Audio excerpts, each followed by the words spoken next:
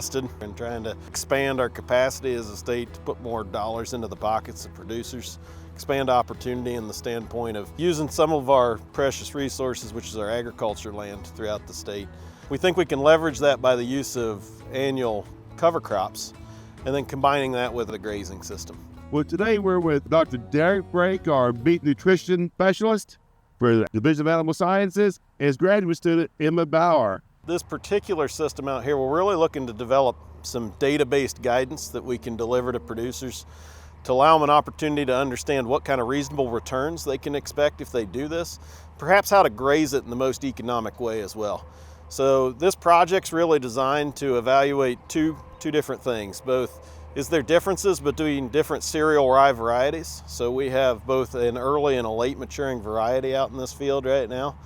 And then also we paired that with different stock densities, which corresponds to essentially a relatively moderate to moderately high stocking rate to one that's less that, or about half of that.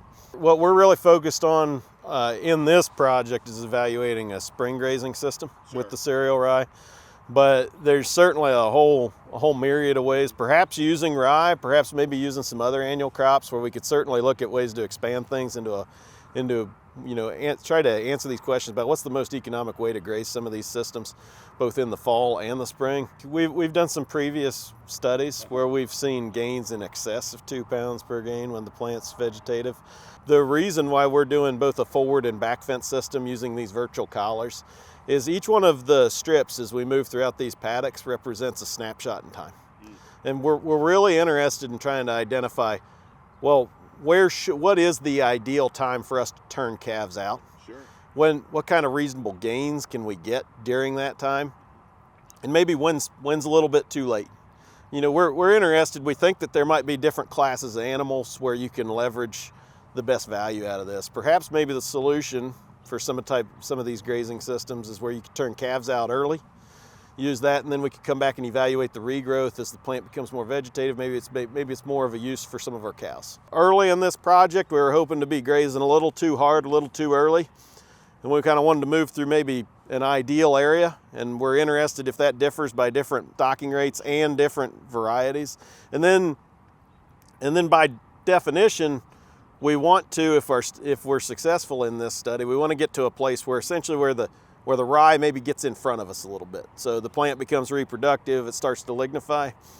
Maybe it loses some of its nutrient density and we'll drop off some of our gains on our calves. And that's important for us to understand because we'd rather learn those lessons here and then provide the best kind of recommendations we can to the producers across the state. We wish we could answer all the questions at once, but there's certainly, there's probably different forage systems under different contexts. And so we're trying to at least figure out that piece of the puzzle when it comes to really optimizing the use of cereal rye. I think annual forages fit really well into our crop ground systems right now. It's a way where maybe we can leverage some of that land use. We can look for changes in our returns, perhaps under times when maybe we're looking at some more lean economies for some of our cash crop systems. Well, maybe one way that we can enhance some of our returns per acre is we can start to evaluate grazing some of our annual crop systems in that. What we're really interested in this is, I think we're trying to ask this question, are there some ways we can just enhance some of our land use, maybe provide some more solid returns under wider range and changes in some of our ag economies. I think under other contexts, if it looks like, well, maybe those crops are going to be a little bit lean to see a viable return on, you could certainly evaluate maybe like a warm season annual. Maybe you could try and graze what has been maybe some traditional crop ground. Maybe you could graze that through 3 different batches of calves, or maybe you could look for a place to put some of your calves out there, or some of your cows out there. Maybe, as we know, most of our fescue-based pastures, we're going to go through a slump. There's going to be limited forage availability as we move into the summer. It might be a way for us to move some of our cows into some more nutrient-rich areas. Well, and I noticed out here, your first ones that you grazed, they grew back somewhat. Yeah, so Emma's been really interested in that. We're actually measuring that. We just started measuring the regrowth. So what we do out here is we're doing biweekly measures of forage height using University of Missouri paddock track system. And then Emma's been going out as she's been moving her calves, we're taking plant tissue measures to look at different changes in chemical composition, both in the in the next strip and the strip that they've just come off in. And as you mentioned, as you noticed, is we've had a pretty meaningful amount of regrowth. So we gave that regrowth a 4-week window to establish.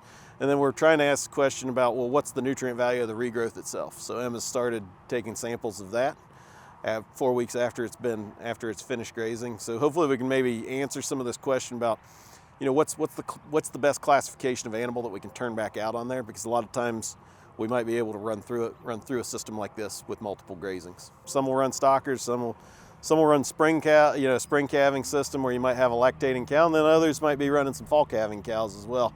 All three of those beasts have very different nutrient requirements. If we can get a pretty good handle on what this forage can provide at different times, then we can really provide that information that I think is necessary to allow producers to come up with ways that work for them to pair some of those animal resources onto some cover crops that are around. We've been pretty successful with some of these returns. I think this is a consistent program. We're also, in part of this project, we're also really interested in seeing, we're really interested in this question, not only from its economic returns, but also from some of the soil health attributes that might come along with it as well. We're trying to understand these things, see how these different systems interact with one another. You know, really provide the information, what we feel is the important information, to allow producers to come up and, you know, decide what works best for each of their farms and their production systems. One of the things that some of the grain producers will ask, but aren't I hugging the ground up? We haven't done that. This system, as you mentioned, it came off of a silage crop. We went in with a no-till system into this, and we haven't really noticed too much pugging or too much of an overall animal impact in the soil. That's something we're interested in. Yeah. We're measuring soil compaction in this project. This project in particular, we're going to be doing this for the next couple years out here. That way we can evaluate it as seasons change, as we have different growing conditions year over year. We want to see how consistent some of these responses can be. And we're hoping to do a lot more of this work far beyond into the future. All right. Well, thanks so much. This is really exciting. Thanks. All right. Thank you all. Thank you.